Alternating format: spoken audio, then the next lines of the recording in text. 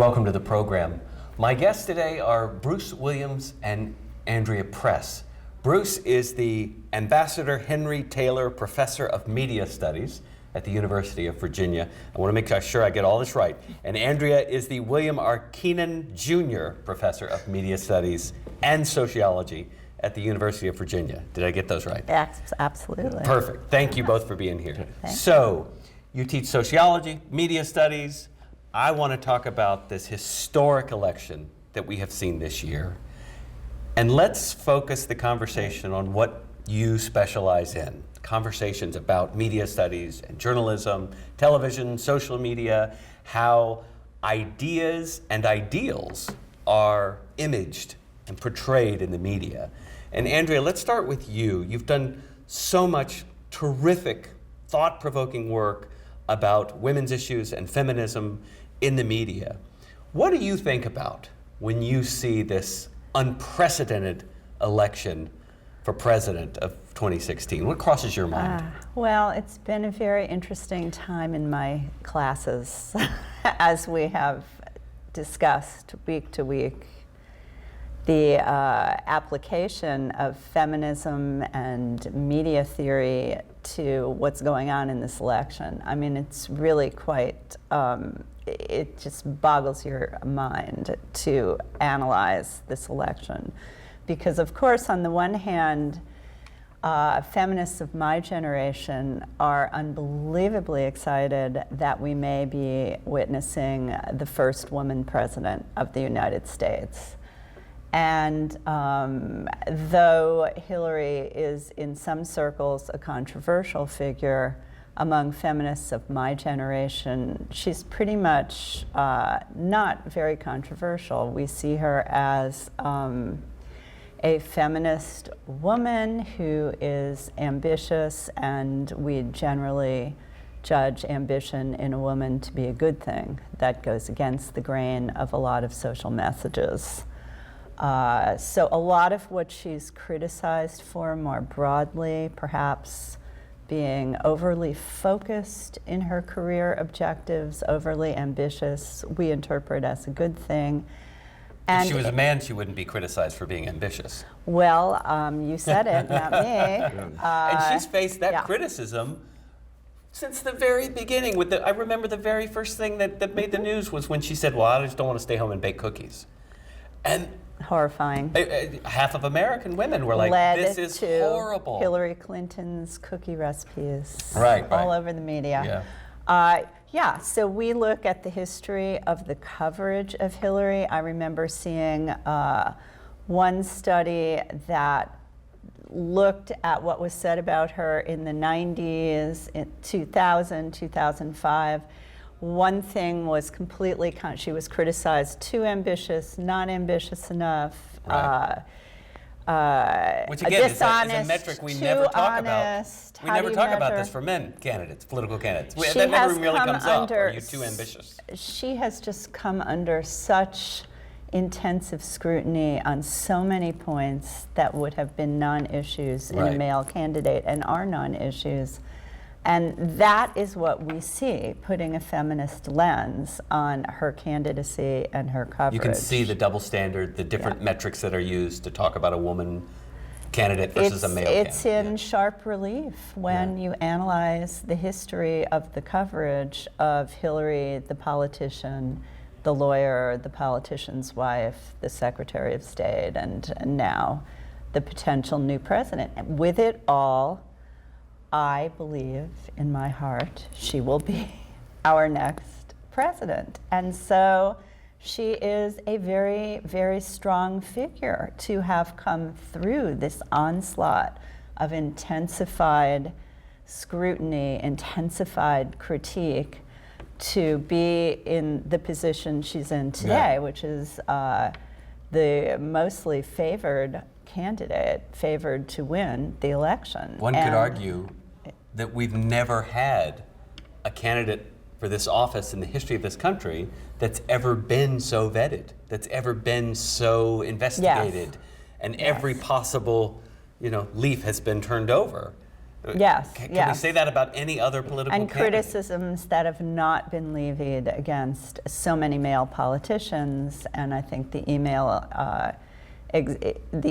are a great example of that. That, in my view, she has been overly scrutinized and overly critiqued for practices that seem to have been fairly widespread among other politicians. And it's hardly making news at all that tens of thousands of Donald Trump's emails have been destroyed, emails that were very germane to legal cases that he's being sued against. Or what came up in the first debate, that he continues to refuse to release his tax returns. But, you know, and I think the other side of that is that to feminists of my generation, we believe it is extremely important to have a woman president. And almost no matter who that woman would be. But Hillary supports feminist issues. She can be seen to be sympathetic on a lot of issues. There is debate among the leftist community about the authenticity of her feminism. But I think if you look at the history of her life, this is an ambitious feminist woman who has probably compromised her principles at many stages of her political career in order to advance her career. But I think, you know, her becoming president is a huge victory for women in this country. Bruce, jump in here. What crosses your mind? Well, I don't disagree with anything you've said. And I think that it's true that, you know, this is a woman who's been 30 years in the spotlight and has had just about every allegation hurled at her, from being kind of vaguely corrupt to helping, you know, her husband do all sorts of awful things to women in the White House, to murdering people. And she has, in a sense, come through that.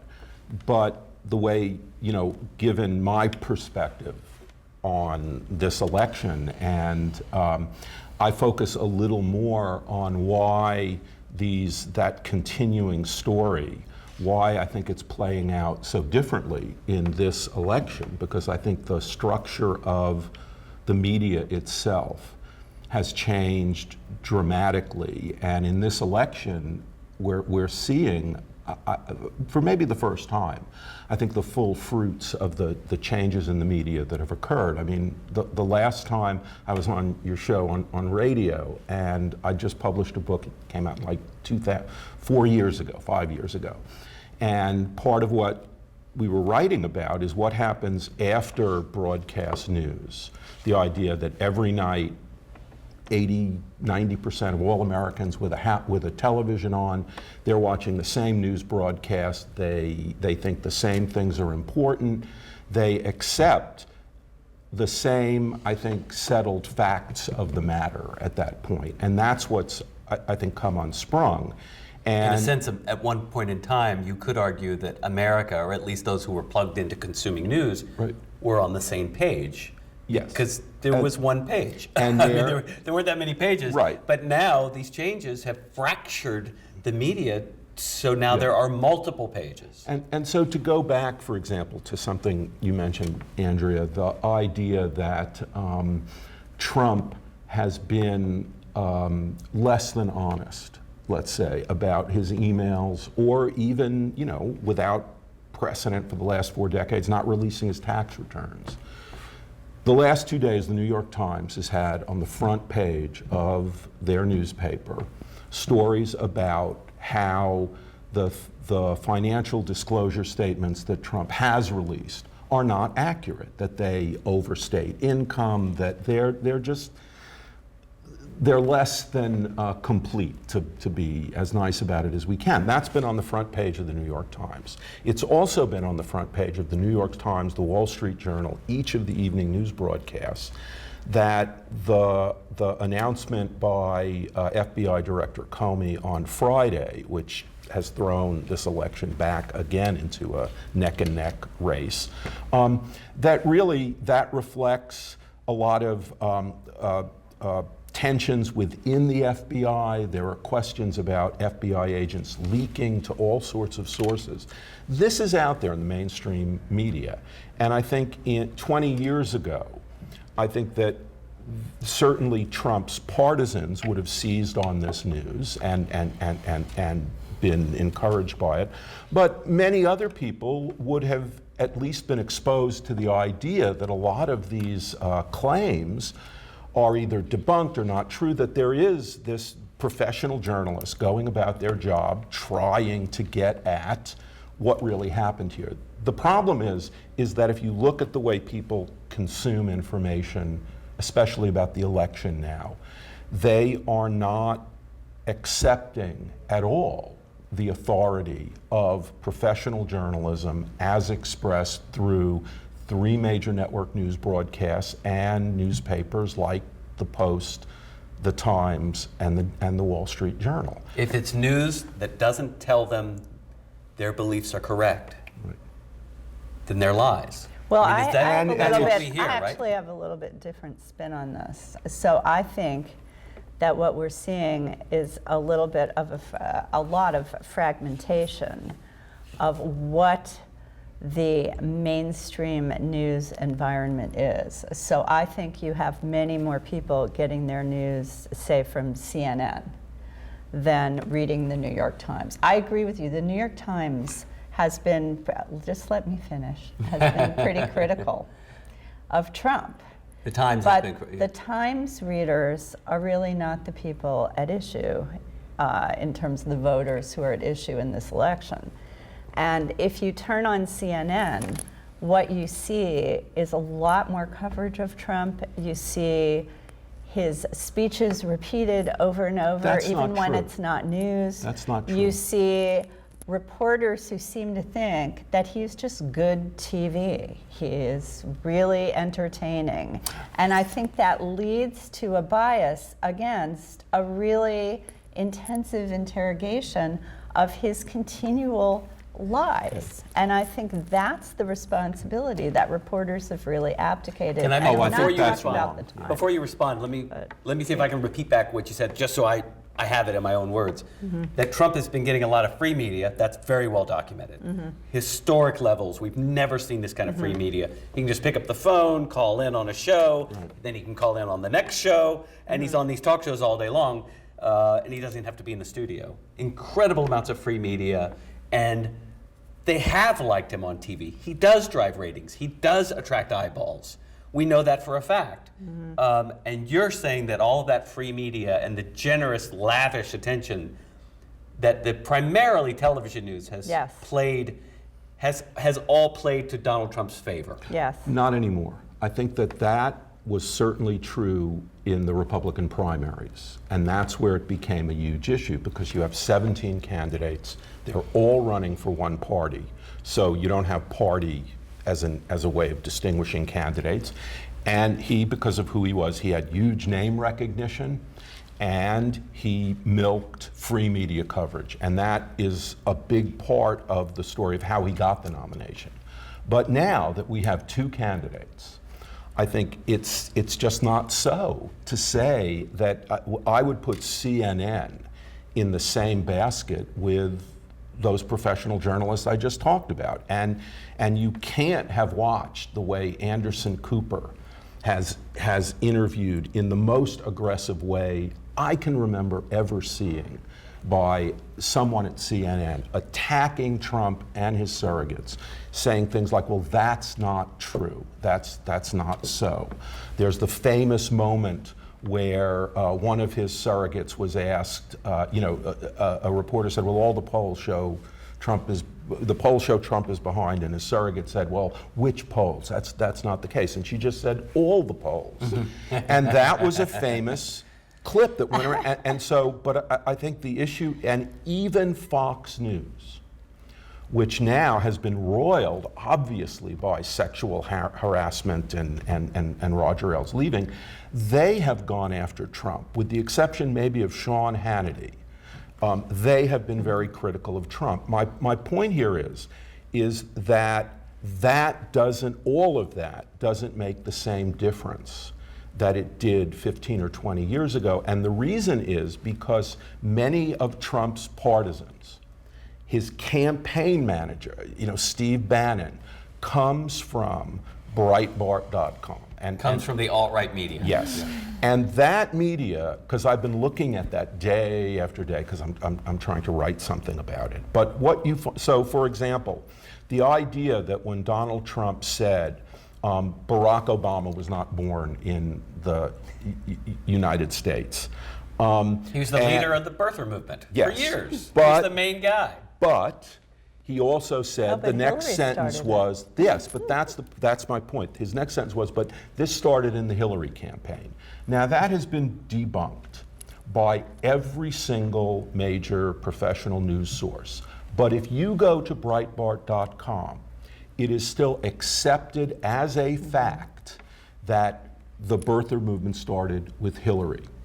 Breitbart.com now, one of the things that's big in journalism is the idea of fact-checking, and the idea that PolitiFact.com, it won the Pulitzer Prize.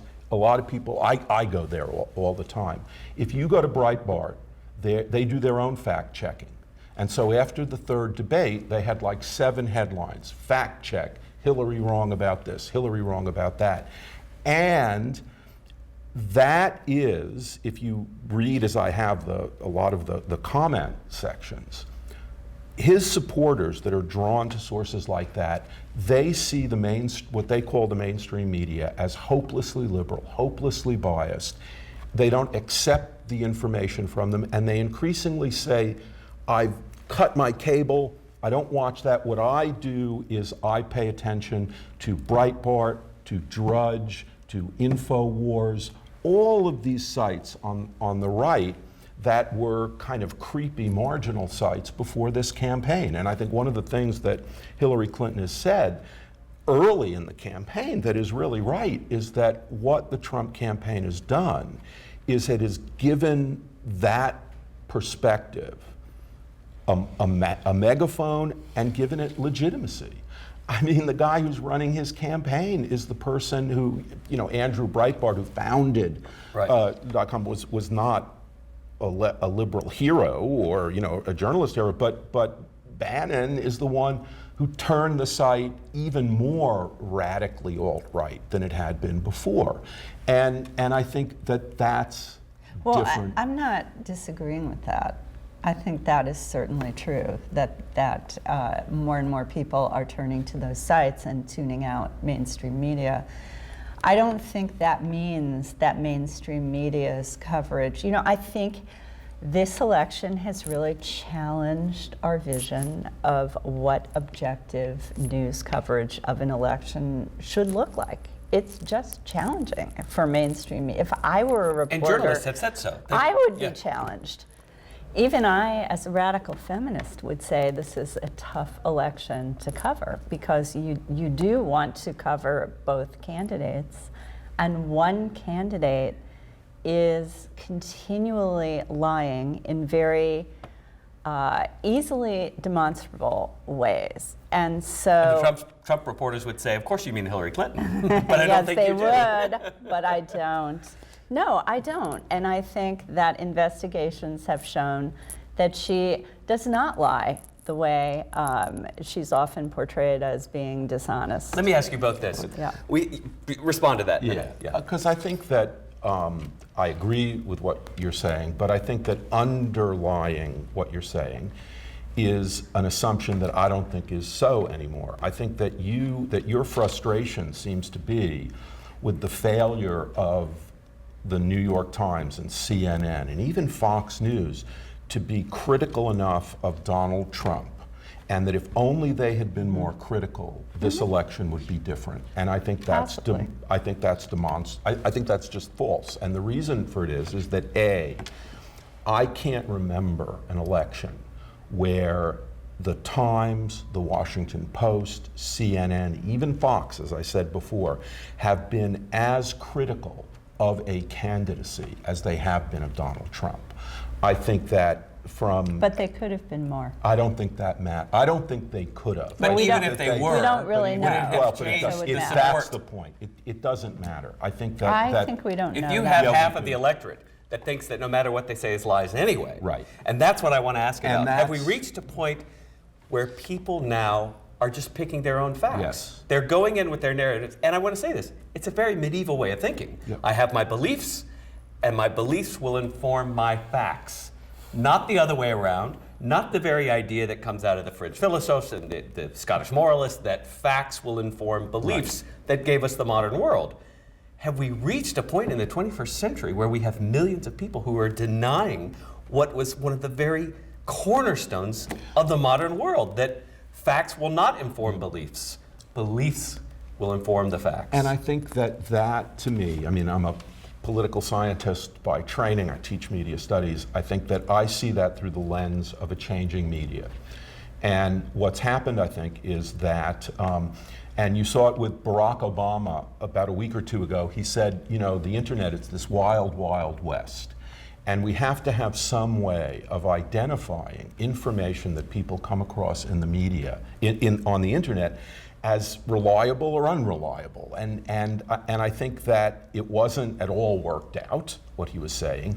But I think right there you have the tension that we face right now. Because as soon as he says that, then people, I think, rightfully worry about, well, who's going to make that determination? Who is going to do that? And you have the tension between First Amendment and a commitment to facts.